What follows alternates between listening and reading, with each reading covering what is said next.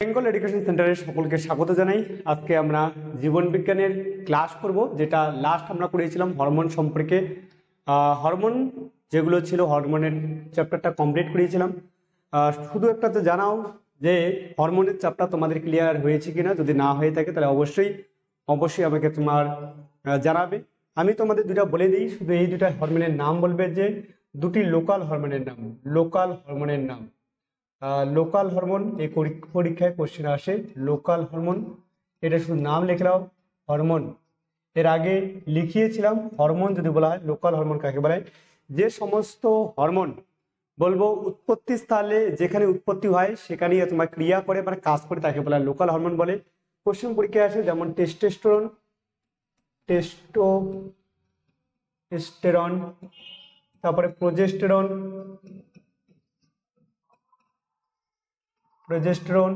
তারপরে ইস্ট্রোজেন,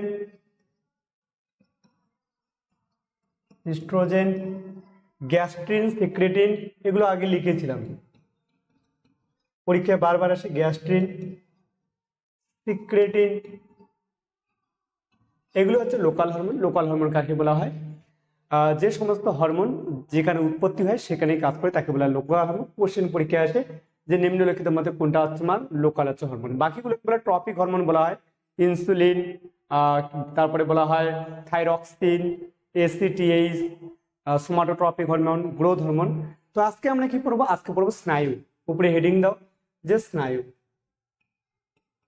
স্নায়ু তোমাকে কাকে বলা বলে? নিউরনের, অসংখ্য নিউরনের সমন্বয়ে গঠিত। দেখো, অসংখ্য নিউরন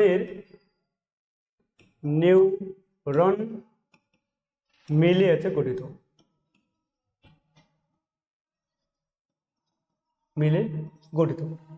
তাহলে কোশ্চেন বলা হয় যে স্নায়ু তুমি কি নিয়ে গঠিত? বলে অসংখ্য নিউরন মিলে গঠিত হয়, তাকে বলা হয় স্নায়ু হচ্ছে বলা হয়। বলবো স্নায়ুর তোমার স্নায়ুতন্ত্র কাকে বলা হয়? এবার নিচে দেখো স্নায়ুতন্ত্র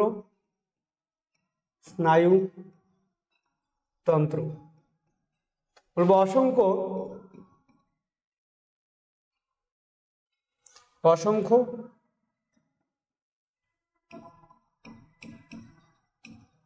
স্নায়ু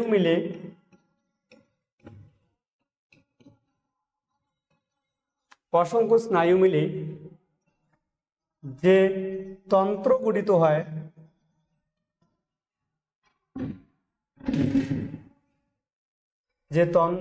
অসংখ্য স্নায়ু মিলে যে তন্ত্র গঠিত হয়, যা উদ্দীপনা গ্রহণ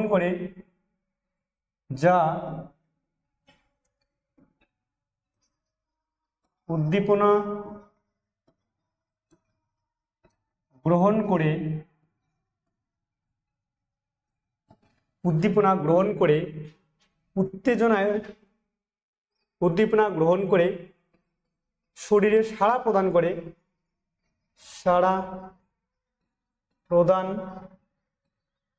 করে তাকে বলা হয় স্নায়ুতন্ত্র। কোশ্চেন পরীক্ষা স্নায়ুতন্ত্রের ভেরি ইম্পর্টেন্ট লিখে রাখো। আজকের ক্লাস জবরদস্ত হলো। স্নায়ুতন্ত্র বলা হয় কাকে বলা হয়? তাহলে অসংখ্য স্নায়ু তোমাকে মিলে যে তন্ত্র তোমাকে উদ্দীপনায় আছে সাড়া প্রদান করে তাকে বলা হয়। কোশ্চেন অনেকবার এসে স্নায়ুতন্ত্রের গঠনগত এবং হচ্ছে কার্যগত একক কি? স্নায়ুতন্ত্রের গঠনগত ও কার্যগত একক হলো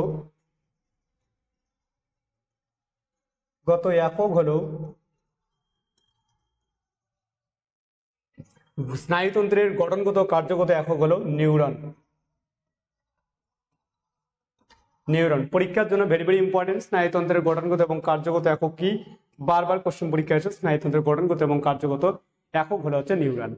এবার কখনো কখনো পরীক্ষায় যদি হচ্ছে বলা হয়, পরীক্ষায় কোশ্চেন আছে যে নিউরনের একটা ছবি, যদি নিউরনের ছবি আঁকার দরকার হয় এবং সঙ্গে সঙ্গে কোশ্চেন পরীক্ষায় চাকরি পরীক্ষায় হচ্ছে কোশ্চেন তোমার এটা দেয় যে নিম্নলিখিতের মধ্যে এটা হচ্ছে পতাকার তোমার অংশ। এইরকম করে একটা হচ্ছে গোল আঁকবে, গোল আঁকার পর এরকম করে তোমার লম্বা চওড়া এরকম করে সোজাভাবে আছে নিয়ে যাবে। আমি আজকে আঁকাটা তাড়াতাড়ি শিখিয়ে দিই।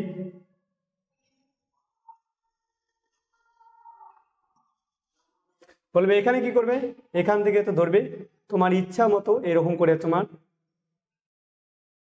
এরকম তোমার দিয়ে দিবে। এগুলিকে বলা ডেনড্রন। কোশ্চেন পরীক্ষায় এসে চাকরি পরীক্ষার ক্ষেত্রে যে ডেনড্রন নিম্নলিখিত মধ্যে কিসের অংশ, তাহলে বলবো ডেনড্রন। আর এই দিকে এগুলোকে বলা হয় ডেনড্রাইট।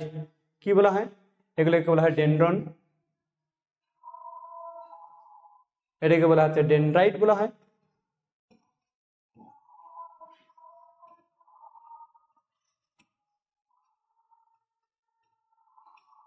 এই মাঝখানে তোমার থাকবে একটা নিউক্লিয়াস। কি দেখবে, নিউক্লিয়াস। কোশ্চেন পরীক্ষায় আসে এইরকম, এইখানে থাকে তোমার নিজদাল দানা। আর একটা পুরাটাকে একটা এরকম করে পুরা যদি একটা কোষ দেওয়া থাকে তাহলে পরে এটাকে বলে নিউরোগ্লিয়া। যেটা নিউরোগ্লিয়া কাকে বলে, যার মধ্যে অসংখ্য বলা হয় নিউরন থাকে তাকে বলে নিউরোগ্লিয়া। এখানে আছে কি দেবো, এখানে দেবো 4টা কি রেলওয়ে স্টেশনের বগি দিয়ে দেবো, ব্যাস 2টা বগি, 3টা বগি, আর একটা বগি দিয়ে দেবো, 4টা বগি। রেলওয়ে স্টেশনের 4টা বগি দিয়ে দেবো রেলের, বা যেদিকে থেকে তোমার এরকম করে ঘুরাবো শুধু গিয়ে, ব্যাস এগুলোকে বলা প্রান্ত পুরুষ বলা।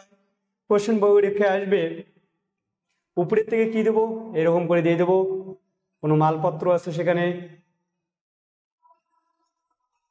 তো এখানে নামগুলো ভেরি ভেরি ইম্পর্টেন্ট, এই নামগুলোই পরীক্ষায় আসে। এখানে দেখো নিজদাল দানা, নিজদাল দানা আছে বলা হয়, ধ্যান রাখা। এটার নাম হচ্ছে নিউক্লিয়াস।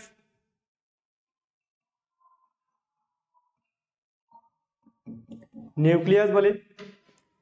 এইখানে যদি বলা হয় সাইটোপ্লাজম থাকবে, এইখানে থাকবে হচ্ছে মাইটোকন্ড্রিয়া থাকবে।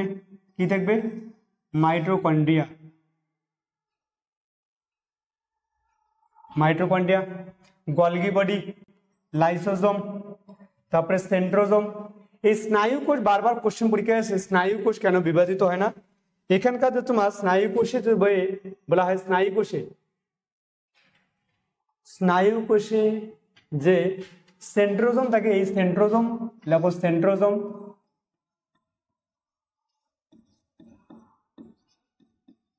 সেন্ট্রোজোম স্নায়ু কোষ আমাদের মস্তিষ্কের কোষ বিভাজিত হয় না। এই জন্য পুলিশ যে আছে, পুলিশ বারবার বলে যে হেলমেট পরে গাড়ি চালাও, কারণ পুলিশ বারবার সতর্কতা আছে অবলম্বন করে যে যদি কোনো কারণে মস্তিষ্কের কোষ যদি কোনো কারণে ফেটে যায়, ভেঙে যায়, এই কোষগুলো পরিপূরণ হয় না, কারণ এখানে যে তোমার সেন্ট্রোজোম আছে তোমার নিষ্ক্রিয় অবস্থায় থাকে। সেন্ট্রোজোম আছে, স্নায়ু কোষের সেন্ট্রোজোম আছে, বিভাজিত হয় না। এই জন্য তোমার স্নায়ু কোষ যে তোমাকে বলা হয় ক্ষয়পূর্ণ হতে পারে না। এই জন্য তুমি কি বলা হয়, পুলিশ যে আছে, পুলিশ বারবার বলে যে হেলমেট পরে গাড়ি চালাও, হেলমেট পরে গাড়ি চালাও, কিন্তু তবু আমরা সতর্কতা আছে অবলম্বন করিয়েছি কিনা। এখানে লেখো ডেনড্রন। ডেনড্রন মানে হচ্ছে বৃক্ষ, ডেনড্রন। আরেকটা লেখো ডেনড্রাইট, ডেনড্রাইট। এটাকে লেখো মাইটোকন্ড্রিয়া।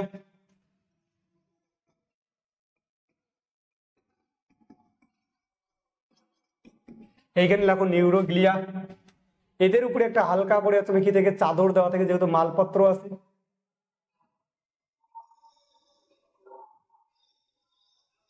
চাকরি পরীক্ষার জন্য কোশ্চেন ইম্পর্টেন্ট যে নিম্নলিখিতের মধ্যে এটা কোথাকার অংশ। কোশ্চেন পরীক্ষা বারবার ডেনড্রন আর ডেনড্রাইটে দেয়, যে লেখা থাকে যে ডেনড্রন এবং হচ্ছে ডেনড্রাইট নিম্নলিখিত মধ্যে কোটার কোন নিচে হচ্ছে কোন অংশটা হচ্ছে অন্তর্গত। লেখা দেখবে চোখ কান আলাদা আলাদা হচ্ছে দেওয়া থাকবে। এখানে থাকবে তাহলে মাইটোকন্ড্রিয়া থাকবে, এখানে তোমার সেন্ট্রোজোম থাকবে, লাইসোজোম থাকবে, লাইসোজোম থাকবে, রাইবোজোম থাকবে, রাইবোজোম। এগুলো আমাদের কোষাঙ্গাণু। এদিকে থাকবে তোমার গলগি বডি। কি দেখবে, গলগি বডি, গলগি বডি দেখবে, নেসেল দানা। এইখানে থাকবে, এইখানে যেগুলো থাকে এগুলোকে বলে সাইটোপ্লাজম থাকে। কি বলা থাকে, সাইটোপ্লাজম, সাইটোপ্লাজম।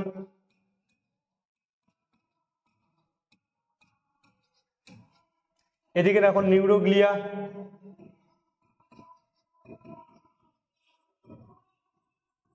এখানে দেখো প্রান্ত পুরুষ।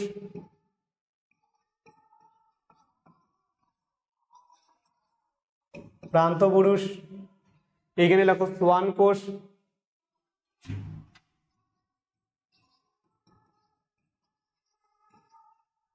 সোয়ান কোষ, বাস এগুলোই তুমি পরীক্ষায় তোমার বারবার তুমি কোশ্চেন পরীক্ষায় আসে। আমি বলবো পরে কোশ্চেনটাতে তুমি আসি। তোমার আশা করি এটা লেখা শেষ, এবার আসবো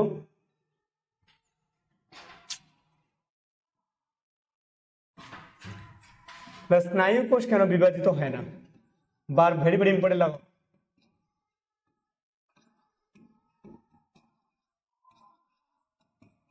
কেন বিভাজিত হয় না, স্নায়ু কোষ কেন বিভাজিত হয় না, স্নায়ু কোষ কেন বিভাজিত হয় না, স্নায়ু কোষ কেন বিভাজিত হয় না, স্নায়ু কোষ বিভাজিত হয় না এই কারণে স্নায়ু কোষে তোমার সেন্ট্রোজোম তোমার নিষ্ক্রিয় অবস্থা থাকে। স্নায়ু কোষে সেন্ট্রোজোম, স্নায়ু কোষে সেন্ট্রোজোম সেন্ট্রোজোম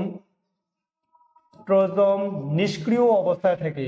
স্নায়ু কোষে সেন্ট্রোজোম নিষ্ক্রিয় অবস্থায় থাকে, স্নায়ু কোষে সেন্ট্রোজোম নিষ্ক্রিয় অবস্থায় থাকে, নিষ্ক্রিয় অবস্থায় থাকে, স্নায়ু কোষে সেন্ট্রোজোম নিষ্ক্রিয় অবস্থায়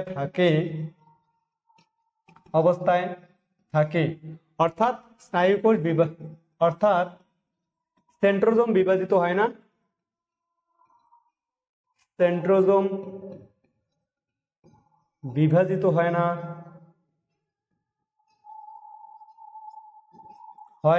স্নায়ু সেন্ট্রোজোমই বিভাজিত হয় না এই কারণে স্নায়ু কোষ যদি বলা হয় স্নায়ু কোষ বিভাজিত হয় না। স্নায়ু কোষ কেন বিভাজিত হয় না, সেন্ট্রোজোম নিষ্ক্রিয় অবস্থা থাকে এই জন্য সেন্ট্রোজোম বিভাজিত হয় না, জন্য স্নায়ু কোষ বিভাজিত হয় না।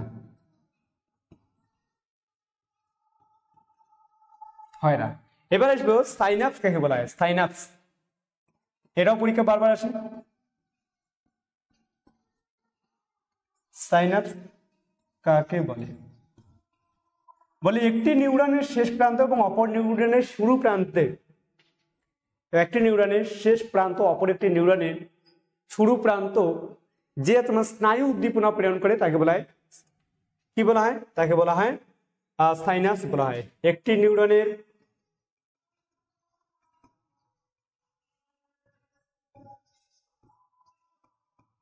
শেষ প্রান্ত ও অপর একটি নিউরনের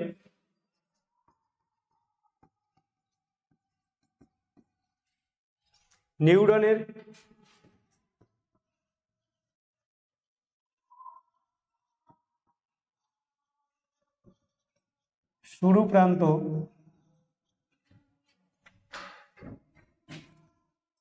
যে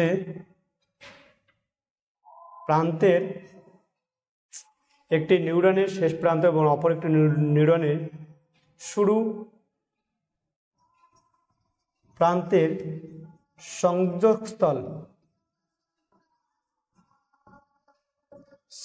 সংযোগস্থলকে সাইনাপস বলে।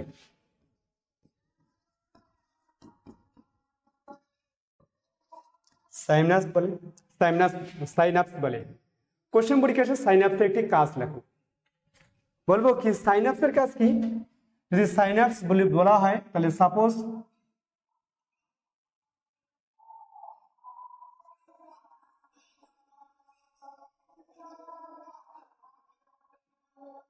একটা নিউরন আছে ও একটা নিউরনের এটা তোমার শেষ প্রান্ত, অপর একটা নিউরনের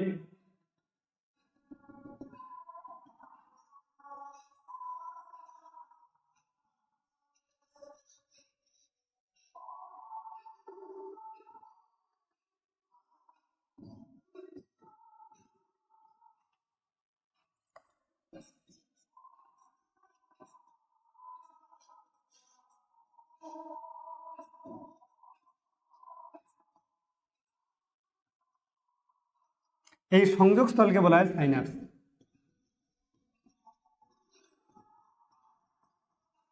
সাইনাপস বলা হয় তাহলে বলবো সাইনাপসের কাজ,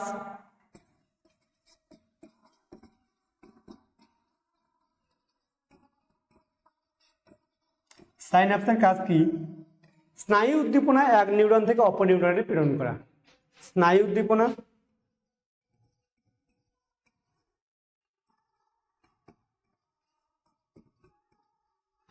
এক নিউরন থেকে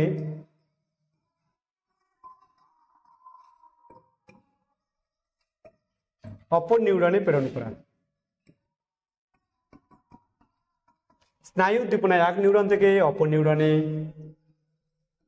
প্রেরণ করা। কোশ্চেন পরীক্ষায় আসে সাইন্যাপসের কাজ, বলবো সাইন্যাপসের মাধ্যমে বলা স্নায়ু উদ্দীপনা এক নিউরন থেকে অপর নিউরনে প্রেরণ করা, এক নিউরন থেকে অপর নিউরনে প্রেরণ করা।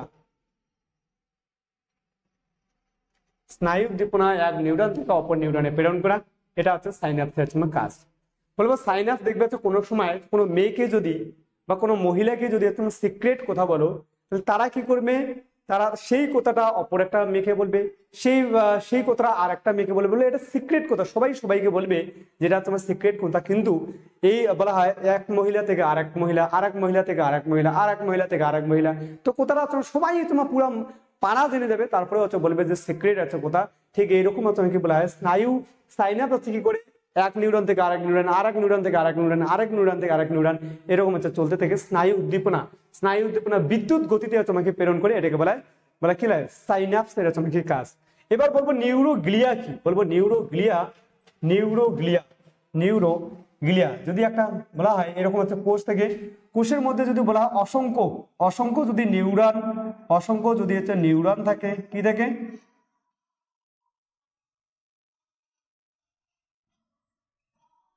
সাপোজ এটা একটা নিউরন,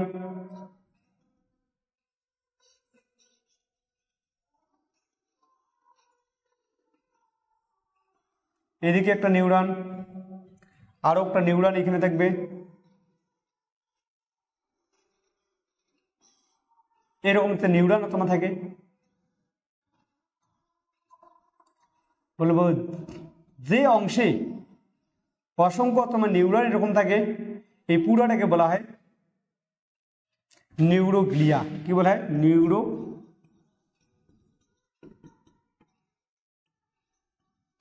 বলবো আগের যেটা তোমার ছবিটাতে কি কোশ্চেন আসবে, বলবো তোমার ডেনড্রন এবং ডেনড্রাইট, নিউরোগ্লিয়া, সোয়ান কোষ, এগুলো হচ্ছে কোথাকার তোমাকে অংশ। তাহলে বলবো ধ্যান রাখা দরকার, এগুলো হচ্ছে নিউরনের অংশ। এটা যদি কোশ্চেন বলা হয় সাইন্যাপসের কাজ কি, বারবার এক নিউরন থেকে আরেক নিউরনে উদ্দীপনা প্রেরণ করা।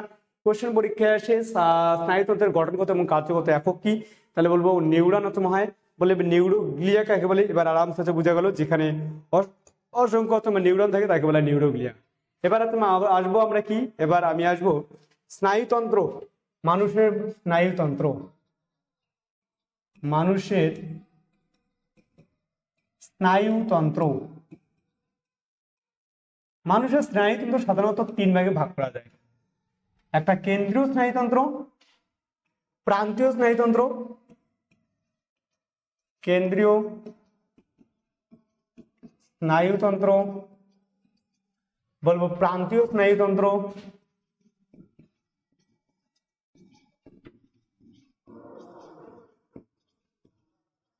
স্নায়ুতন্ত্র, এবং হচ্ছে লাস্ট লিখবো কি, বলবো প্রান্তীয় স্নায়ুতন্ত্র, স্বয়ংক্রিয় স্নায়ুতন্ত্র, স্বয়ংক্রিয় স্নায়ুতন্ত্র।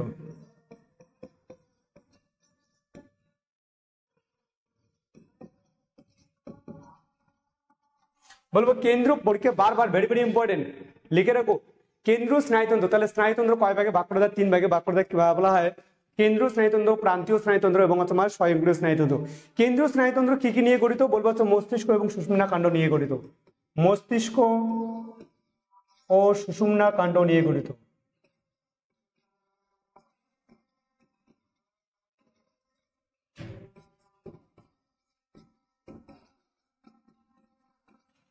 প্রান্তীয় স্নায়ুতন্ত্র কি, বলবো দুই ভাগে ভাগ করা যায়, করোটীয় স্নায়ু আর, এটাও ভেরি ভেরি ইম্পর্টেন্ট, কতবার যে পরীক্ষায় আসে কখনো কোনো ঠিক নাই।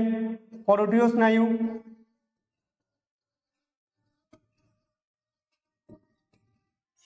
আর তুমি কি বলে সুষুম্না স্নায়ু।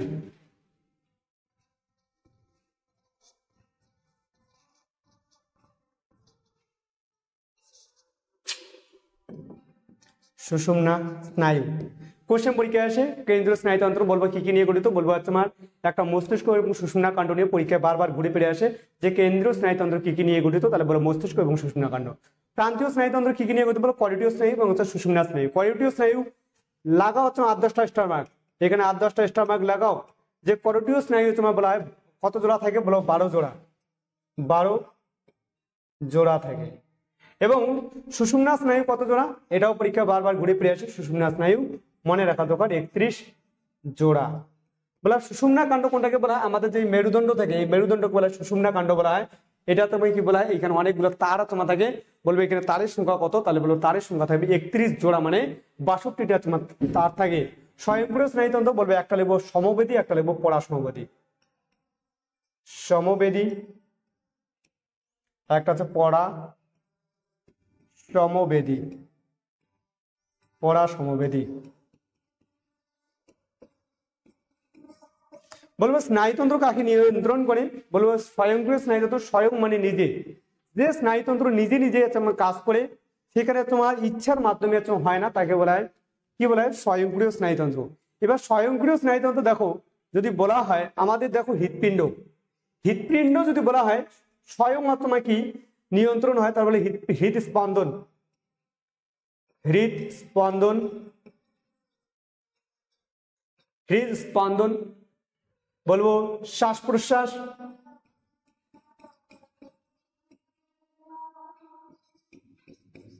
হৃদস্পন্দন শ্বাস প্রশ্বাস বলবো স্বয়ংক্রিয় স্নায়ুতন্ত্র দ্বারা নিয়ন্ত্রণ হয়।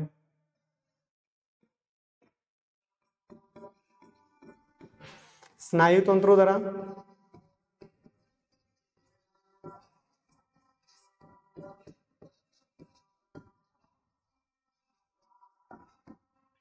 স্বয়ংক্রিয় স্নায়ুতন্ত্র দ্বারা নিয়ন্ত্রণ হয়। তাহলে কেন্দ্রীয় স্নায়ুতন্ত্র, তারপরে বলবো যে কেন্দ্রীয় স্নায়ুতন্ত্র একটা তোমার করোটীয় স্নায়ুতন্ত্র, আর একটাকে বলা হয় কি বলা হয় স্বয়ংক্রিয় তোমার স্নায়ুতন্ত্র। স্বয়ংক্রিয় স্নায়ুতন্ত্র সমবেদী এবং পরাসমবেদী, এটা তুমি কি করে হৃদস্পন্দন শ্বাস প্রশ্বাস যেগুলো স্বয়ং তোমার কি নিয়ন্ত্রণ হয় তাকে বলা হয় স্বয়ংক্রিয় স্নায়ুতন্ত্র।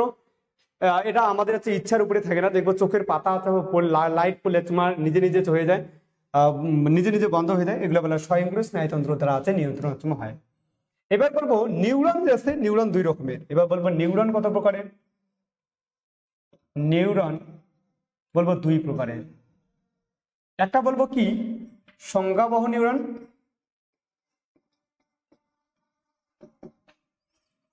বলবো নিউরন কত প্রকারের, বলবো নিউরন সংজ্ঞাবহ, আরেকটাকে বলবো আজ্ঞাবহ।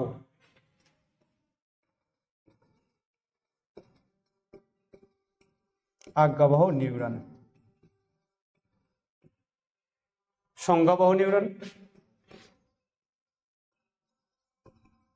সংজ্ঞাবহ নিউরনকে বলা হয় যদি বলা হয় কোনো জায়গায়, সাপোজ কোনো জায়গায় কি বলো কোনো জায়গায় তোমার কি হলো কাটা বিঁধে গেল, তো সঙ্গে সঙ্গে পায়ের থেকে, পায়ে তখন কাটা বিঁধলো সঙ্গে সঙ্গে ওইখান থেকে স্নায়ু উদ্দীপনা মাথায় তোমার যায়। এই মাথায় তুমি কি বলা হয় মেইন তোমার কানেকশন আমাদের বলা সিপিইউ যে আছে, সিপিইউ হচ্ছে মাথা। তো মাথার এইখানে যদি ঠিক এমন ভাবে একটা ইনজেকশন একটা দিয়ে দেবে, এখানে সমস্ত তারগুলো আছে। মস্তিষ্ক যদি বলা হয় কেন্দ্রীয় স্নায়ুতন্ত্র, এই মাথার সঙ্গে সঙ্গে এই যে সুষুম্না কাণ্ড এটা হচ্ছে নিয়ে তোমার গঠিত।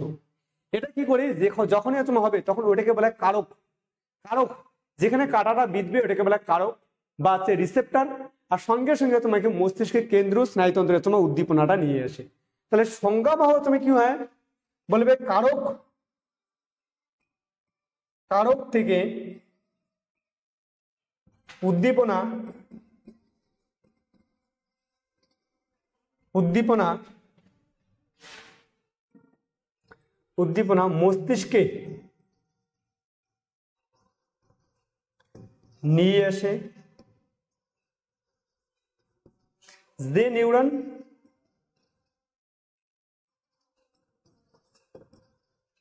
যে নিউরন তাকে বলে সংজ্ঞাবহ নিউরন। আজ্ঞাবহ কি বলবো হচ্ছে মস্তিষ্ক থেকে একদম যেখানে কাঁটাটা বিঁধেছে সেখানে যদি নিয়ে যায় তাহলে মস্তিষ্ক থেকে, মস্তিষ্ক থেকে, মস্তিষ্ক থেকে কোথায় কারক, যে নিউরন স্নায়ু উদ্দীপনা বহন করে নিয়ে যায়।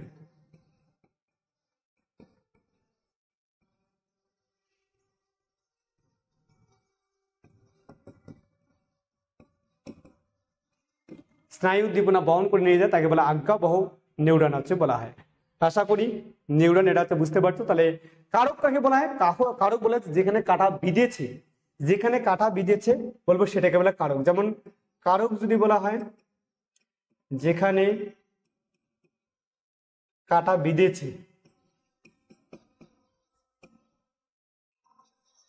বিঁধেছে সেটাকে বলছে কারক।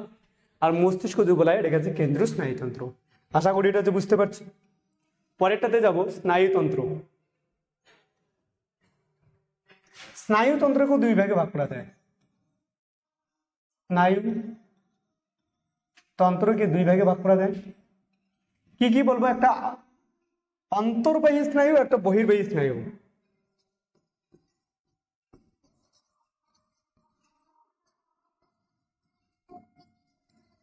আর একটাকে বলা হয় বহির্বাহী স্নায়ু।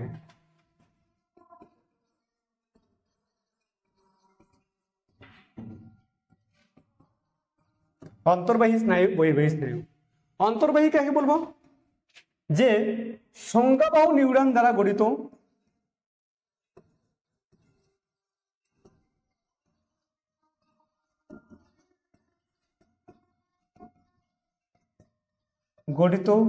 যে স্নায়ু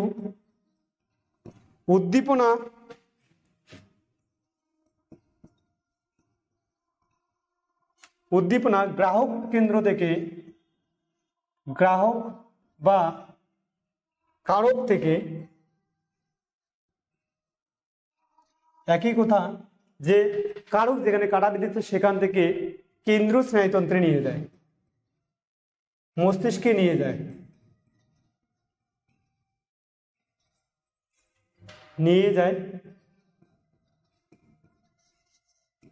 তাই তাকে বলা হয় অন্তর্বাহী স্নায়ু। অন্তর্বাহী স্নায়ু। আর এটাকে বহির্বাহী বলছে কি মা? আজ্ঞাবহ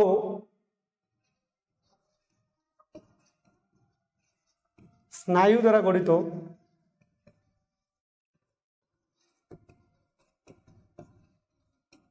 যে স্নায়ু, আজ্ঞাবহ স্নায়ু দ্বারা গঠিত যে স্নায়ু, আজ্ঞাবহ স্নায়ু দ্বারা গঠিত যে স্নায়ু মস্তিষ্ক থেকে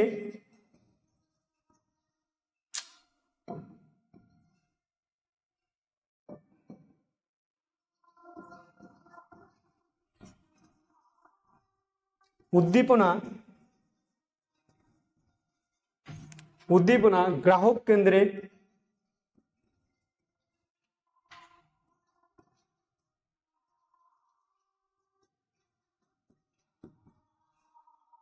নিয়ে যায় তাকে বহির্বাহী স্নায়ু বলে।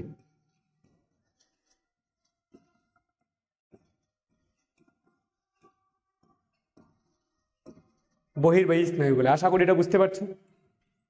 তাহলে স্নায়ুতন্ত্র তোমার দুই রকমের হয়ে গেল, আজ্ঞাবহ আর তোমাকে সংজ্ঞাবহ হচ্ছে হয়ে গেল। একটা বহির্বাহী, একটা হচ্ছে অন্তর্বাহী স্নায়ুতন্ত্র হলো। তাহলে আসি পরেরটাতে।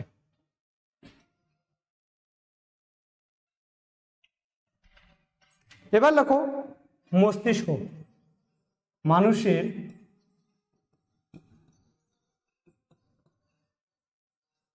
মস্তিষ্ক,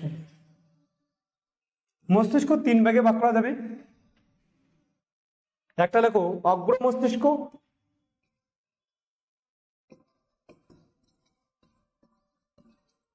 এক লেখো মধ্য মস্তিষ্ক,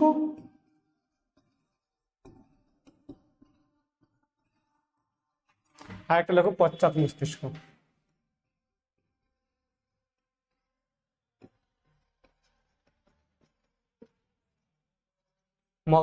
মগ্র মস্তিষ্ক যদি বলা হয় কি কি নিয়ে গঠিত, লিখবা যে গুরুমণ্ডল বা সেরিব্রাম, গুরুমণ্ডল বা সেরিব্রাম, সেরিব্রাম না সেরিব্রাম,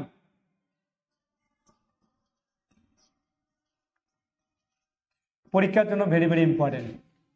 বলবো মস্তিষ্কের সব থেকে বড় অংশের নাম, মস্তিষ্কের সব থেকে বড় অংশ এটি হলো মস্তিষ্কের সব থেকে বড় অংশ। দেখো এটি হলো কোশ্চেন পরীক্ষায় বারবার ঘুরে আসে, এটি হলো মস্তিষ্কের সবচেয়ে বড় অংশ।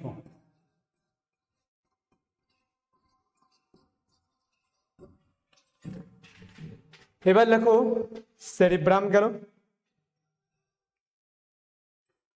হাইপোথ্যালামাস লেখো,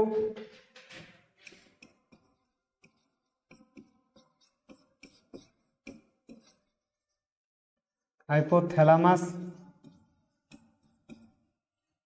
লেখো, হাইপোথ্যালামাস লেখো, থ্যালামাস, থ্যালামাস লেখো, থ্যালামাস, হাইপোথ্যালামাস। আর পশ্চাৎ মস্তিষ্কে এখানে লিখবে লঘু মস্তিষ্ক, পশ্চাৎ মস্তিষ্কে লিখবে লঘু মস্তিষ্ক। তাহলে হাইপোথ্যালামাস, থ্যালামাস এই দুটো পরীক্ষাতে বারবার তোমার ঘুরে ফিরে আসে। আর এখানে লিখবে লঘু মস্তিষ্ক, লঘু মস্তিষ্ক। 2 নাম্বার লিখবে পন্স, পন্স। এইটাই তোমার পরীক্ষায় বারবার ঘুরে ফিরে আসে যে হাইপোথ্যালামাস, থ্যালামাস, লঘু মস্তিষ্ক, পন্স, ভেরি ভেরি ইম্পর্টেন্ট, অগ্র মস্তিষ্ক। তাহলে এবার এগুলোর কাজগুলো লিখে নিই।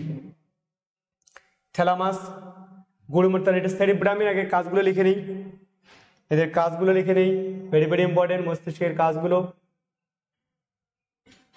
দেখো কাজ, গুরুমণ্ডলের কাজ, সেরিব্রামের কাজ, সেরিব্রাম বা গুরুমণ্ডল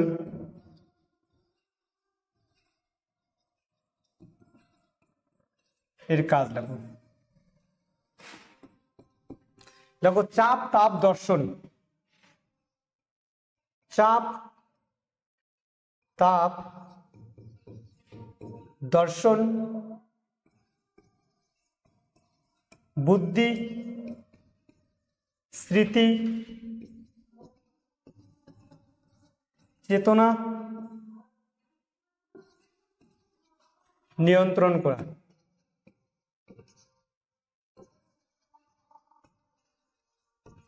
বলে কি গুরু মস্তিষ্কের চাপ তাপ দর্শন বুদ্ধি স্মৃতি চেতনা নিয়ন্ত্রণ করাতে সেরিব্রাম বা গুরুমণ্ডলের কাজ। আসবো এবার সেরিব্রামের কাজ হয়ে গেল। এবার আসবো বলবো হাইপোথ্যালামাস, হাইপোথ্যালামাস কাজ, হাইপোথ্যালামাস।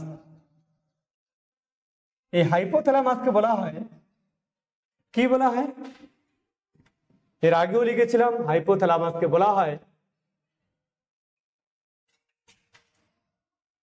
হাইপোথ্যালামাস যদি বলা হয় প্রভুগ্রন্থি,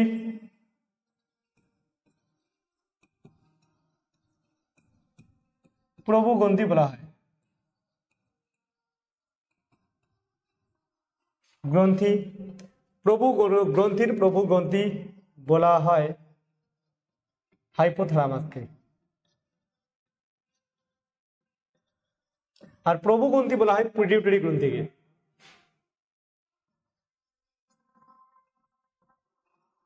হাইপোথ্যালামাসকে হচ্ছে বলা হয়, বললাম হাইপোথ্যালামাস যদি হচ্ছে বলা হয় কাজ, যদি বলা হয় এর পরীক্ষায় ভেরি ভেরি ইম্পর্টেন্ট, এটা লিখে রাখবো, আর 10টা এক্সট্রা আমাকে লিখে রাখবো। হাইপোথ্যালামাস এর কাজটা দেহের তাপমাত্রা নিয়ন্ত্রণ করা,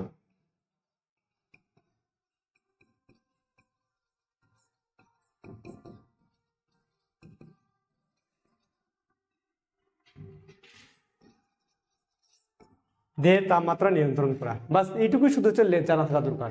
বাকি তো হাইপোথ্যালামাস যদি বলা হয় চাপ তাপ দর্শন বাকিগুলো ইম্পর্টেন্ট কম। আর একটা লিখতে পারো যে পিটিউটারি গ্রন্থিকে নিয়ন্ত্রণ করে।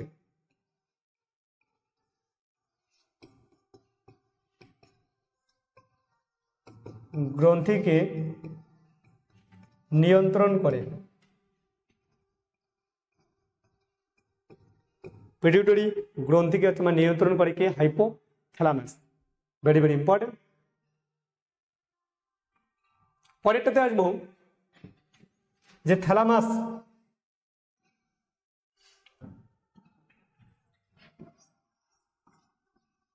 থ্যালামাস থ্যালামাস কি বলে? রিলে স্টেশন বলা হয়।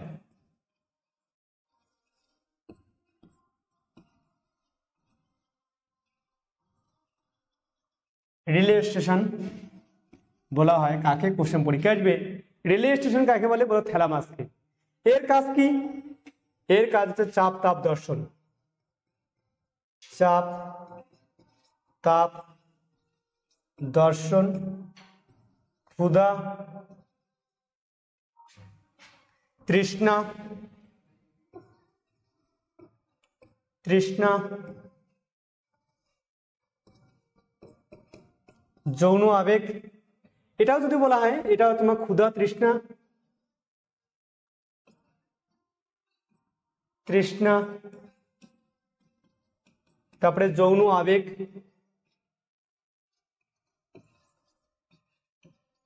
আবেগ নিয়ন্ত্রণ করে।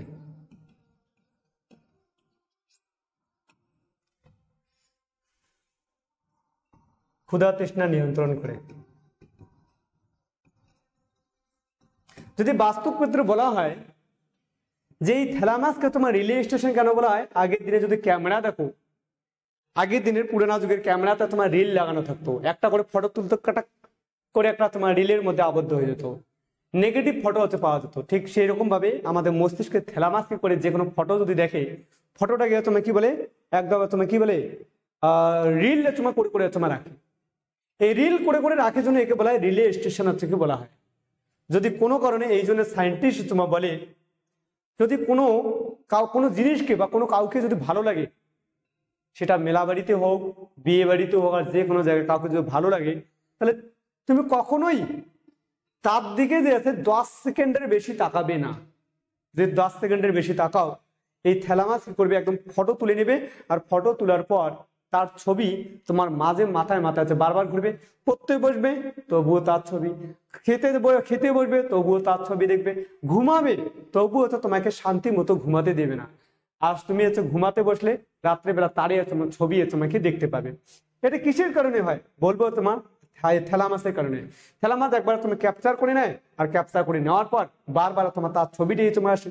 তো বলবো যে এই জন্য বলা হয় কাউকে যদি দেখার দরকার হয়, তাহলে বলবো যে একবারে তোমার তার দিকে দৃষ্টি না দিয়ে, বলবো 10 সেকেন্ডের বেশি না দেখে তাকে টুকুর টুকুর করে তোমার 5 second 3 second 5 second 2 second 7 second দেখো, তাহলে তুমি কি হবে? তোমার মাথায় যে আছে, মাথায় তার ছবি আছে, তুমি ঘুরবে আছে কিনা, এটাকে বলা হয় থ্যালামাসের তোমার কাজ। বলে তো থ্যালামাসের তোমার কাজ কি? তাহলে থ্যালামাসের কাজ তোমাকে রিলে স্টেশন তোমাকে রিল হিসেবে তোমার তৈরি হচ্ছে করা।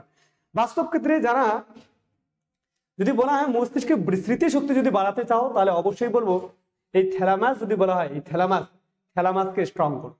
যদি সারাদিন একই চিন্তা ভাবনা আছে করতে থাকো, তাহলে তোমার থ্যালামাস যাবে। আর থ্যালামাস যদি একবার নষ্ট হয়, তুমি পাগলা ছাড়া কিছুই হবে না। তো ধ্যান রাখা দরকার যে তোমাকে কোনো না কোনো ভাবে এই থ্যালামাসকে তোমাকে ঠিকঠাক ভাবে রাখা দরকার। এই থ্যালামাসকে তুমি কি করা দরকার? যে আলাদা আলাদা চিন্তা ভাবনা করা দরকার। এই জন্য শহরে যে মা বাবা তারা জানে যে আমার বাচ্চাকে যদি স্মৃতিশক্তি বাড়ানোর দরকার হয়, তাহলে অবশ্যই তাকে তুমি কি করা দরকার? তাহলে বলবো অবশ্যই তাকে আলাদা আলাদা চিন্তা ভাবনা দেওয়া দরকার। যদি আলাদা আলাদা চিন্তা ভাবনা দেওয়া হয়, তাহলে তুমি কি হবে? তাহলে বলবো যে তারা তোমার স্মৃতি শক্তি তোমাকে বৃদ্ধি পাবে। আর যারা দেখবে যে কারো একজনের স্মৃতি নিয়ে সারা দিন রাতে ওকে নিয়ে ভাবছে, কোন একটা জিনিস পড়ছে, ওইখানে চোখ দেখছে, ওইখানে নাক দেখছে, ওর স্মৃতি বারবার তোমার আসছে, তাহলে বলবো যে সে যে তোমার তার হাইপোথ্যালামাস একবার নষ্ট হয়ে যাবে। আর হাইপোথ্যালামাস যদি নষ্ট হয়ে যায়, তাহলে পিটিউটারি গ্রন্থিকে নিয়ন্ত্রণ করে, পিটিউটারি গ্রন্থি কাজ করবে না, থ্যালামাসকে নিয়ন্ত্রণ এগুলো কাজ করবে না, কোনোটাই কাজ করবে না। সে পাগলা ছাড়া কিছু হবে না, নিজে নিজে বকবাক করতে দেখবে, খিদা পাবে না। ঠিক আছে, কারো তোমার যৌন আবেগ যে আছে, যৌন আবেগ তোমাকে পাবে না, কাউকে দেখে বাকিটা ইতিহাস, তাহলে এগুলো পাবে না। তো ধ্যান রাখা দরকার যে তোমাকে হার হালাত মে হাইপোথ্যালামাসকে কি করা দরকার? ঠিক রাখা দরকার। হাইপোথ্যালামাসকে ঠিক রাখার জন্য সব থেকে ভালো বুদ্ধি যে অবশ্যই অবশ্যই আলাদা আলাদা চিন্তা ভাবনা করতে থাকবো, আলাদা আলাদা চিন্তা করতে থাকবে, মতলব একটা জিনিস বিষয় নিয়ে তুমি চিন্তা করবে না। যারা দেখবে যে কারো যদি 1 কোটি টাকা হারিয়ে যায়, তাহলে সে যদি তার সেইটা চিন্তা করতে থাকে, তাহলে দেখা যাবে যে তার যে আছে তার তার হাইপোথ্যালামাস নষ্ট হয়ে যাবে। আর হাইপোথ্যালামাস যদি একবার নষ্ট হয়ে যায়, তাহলে সে পাগলা ছাড়া আর আছে কিছুই হবে না। এই জন্য তো ধ্যান রাখা দরকার, হাইপোথ্যালামাসকে ঠিক রাখার জন্য এটা করে দরকার। তাছাড়া কি করতে পারো, প্রতিদিন 5টা করে তো তুলসী পাতা খেয়ে নিবে। তুলসী পাতা খেয়ে নিলে কি হবে, কিছু তোমার বলা হয় এখান থেকে ম্যান্থল তোমাকে বের হয়। আর সেটা যদি বলা হয় তোমার দেমাকে, যদি তোমাকে দেমাকে যে তোমার যৌন আবেগগুলোকে একদম নিয়ন্ত্রণ করবে, তাহলে তোমার এদিক ওদিক মন যাবে না এবং পড়াশোনা ভালো হবে। সঙ্গে সঙ্গে তো সর্দি কাশির উপশম তো আছেই, তো ধ্যান রাখা দরকার। তাহলে এটা কি বলো, থ্যালামাস, হাইপোথ্যালামাস, সেরিব্রাম। দেখো তো মেডেলা অবলঙ্গটার কাজ কি, মেডেলা অবলঙ্গটা, মেডেলা অবলঙ্গটা, মেডেলা অবলঙ্গটা এর কাজ শ্বাস প্রশ্বাসকে নিয়ন্ত্রণ করা।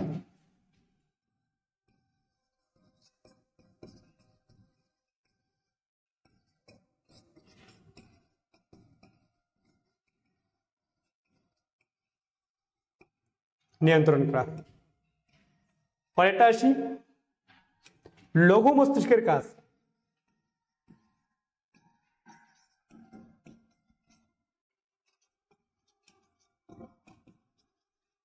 আর 10টা স্টামাক লাগাও, মিনিমাম 10টা স্টামাক লাগানো দরকার। লঘু মস্তিষ্কের কাজ যদি বলা হয়, লঘু মস্তিষ্কের কাজ যদি বলা হয় দেহের ভারসাম্য রক্ষা করা। দেহের ভারসাম্য রক্ষা করা হলো লঘু মস্তিষ্কের কাজ। দেহের ভারসাম্য রক্ষা করা কার কাজ, লঘু মস্তিষ্কের কাজ আছে। তাছাড়াও অন্তঃকর্ণ, অন্তঃকর্ণ দেহের ভারসাম্য রক্ষা করে। কোশ্চেন এখানে দিয়ে দিলাম, ভারসাম্য কি কি রক্ষা করে, বলবো ভারসাম্য রক্ষা করে অন্তঃকর্ণ, দেহের ভারসাম্য রক্ষা করে। তাছাড়া আমাদের হাত দেখবে, হাত যে আছে হাত দেহের ভারসাম্য রক্ষা করে। যারা সার্কাসে থাকে, সার্কাসে দেখবে অবশ্যই যে তারা কি করে, অবশ্যই তোমার কি করে কোনো হাতে একটা কোনো না কোনো তোমার কি বলে লাকড়ি হোক লাঠি হোক কোনো একটা নিয়ে এরকম করতে ব্যালেন্স তোমার করতে থাকে। সঙ্গে সঙ্গে দেখবো গরু যে আছে, গরু যখন তোমার দৌড়াবে তারা তোমার কি করে যে লেজটা আছে, লেজটা একদম অ্যান্টেনার মতো করে তোমার উঁচু করে রাখে এবং তো সেই ছুটতে থাকে। অ্যান্টেনার মাধ্যমে সেন্সার হিসেবে কাজ করে, কোন দিকে কি আছে আবহাওয়া দপ্তরকে তোমার দেখে। যখন গরু দৌড়াবে দেখবা অ্যান্টেনা আছে তুলে তার দেহের তোমার ভারসাম্য রক্ষা করে। তাহলে আমাদের অন্তঃকর্ণ হাত যে আছে, হাতও তোমার দেহের তোমার ভারসাম্য রক্ষা তোমাকে করে। দেখো সুষুম্না শীর্ষক। এবার দেখো পন্থের কাজ, পন্থের কাজ, পন্থের কাজ হলো মূত্র, মূত্র এর নিয়ন্ত্রণ করা। দেখবে যে অনেক অনেক বাচ্চা আছে যেটা 12-13 বছর বয়স হয়ে যায়, তবুও তারা বিছানায় গিল্লা করে দেয়, মতলব মূত্র নিয়ন্ত্রণ করতে পারে না। রাত্রেবেলা দেখে যে সকাল ঘুম থেকে উঠে, শীতকালেও তোমরা দেখে যে সকালবেলা বৃষ্টি হয়েছে কিনা, দেখে এত ভিজা ভিজা খেয়া। তো ভিজা ভিজা খেয়া মানে নিয়ন্ত্রণ, মূত্রকে নিয়ন্ত্রণ করার কাজ কার, তাহলে পন্সের তোমার কাজ। কারণ রাত্রেবেলা ও ভাবছে যে রাত্রেবেলা বৃষ্টি হয়েছে, সকালবেলা উঠে দেখে যে বিছানায় এত জল খেয়া, তাহলে বলবো মূত্রকে নিয়ন্ত্রণ করতে পারেছে কিনা। এবার আসবো কার কাজ, আসবো তোমার সুষুম্না কাণ্ডের কাজ।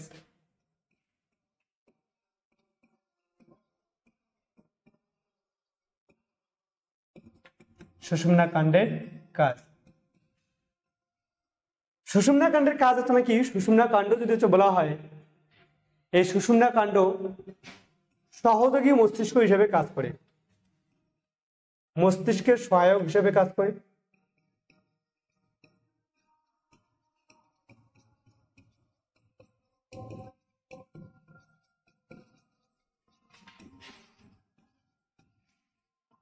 মস্তিষ্কের সহায়ক হিসেবে কাজ করে। যেমন যদি বলে উদাহরণ দেই, উদাহরণ তুমি কি হয় দেখো, কোনো সময় এরকম তোমার দেখা যায়, কোনো সময় দেখা তোমাকে যায়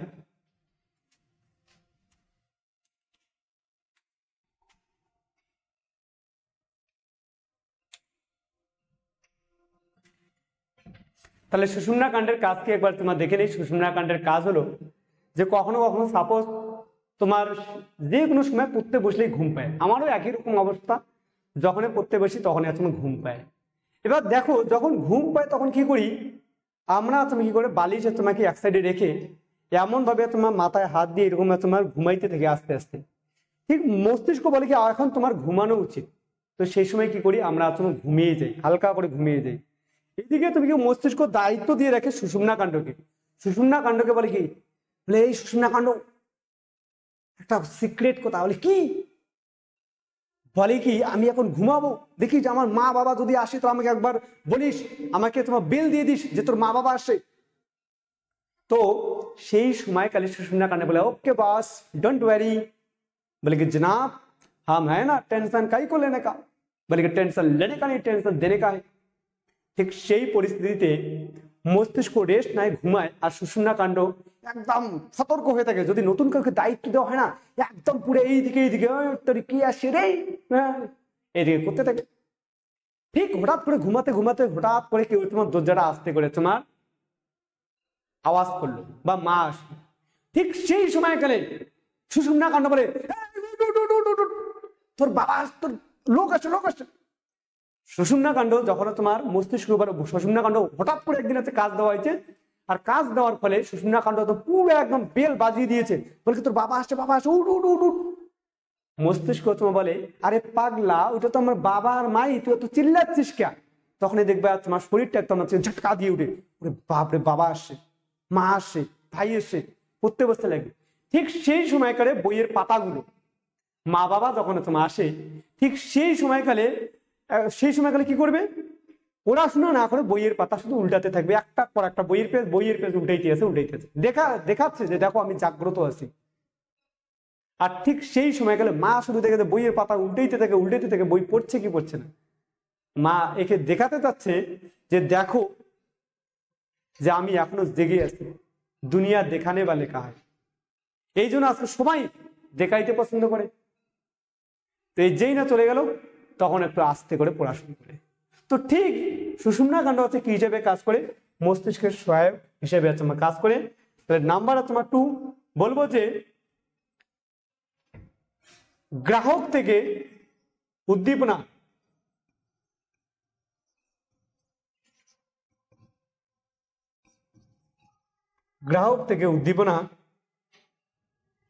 মস্তিষ্কে ও মস্তিষ্কে প্রেরণ করা ও মস্তিষ্ক থেকে উদ্দীপনা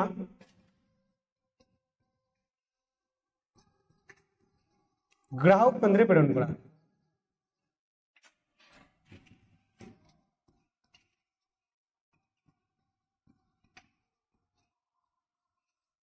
গ্রাহক কেন্দ্রে প্রেরণ করা, এটাই হচ্ছে সুষুম্না কাণ্ডের কাজ।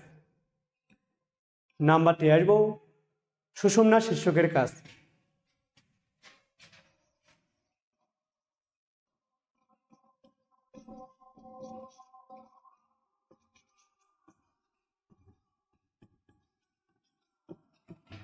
সুষুম্না শীর্ষকের কাজ।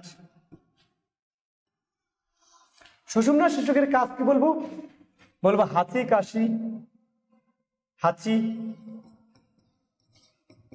কাশি কে নিয়ন্ত্রণ করা,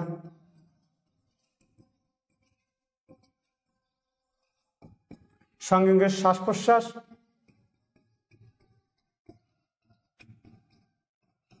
কে নিয়ন্ত্রণ করা,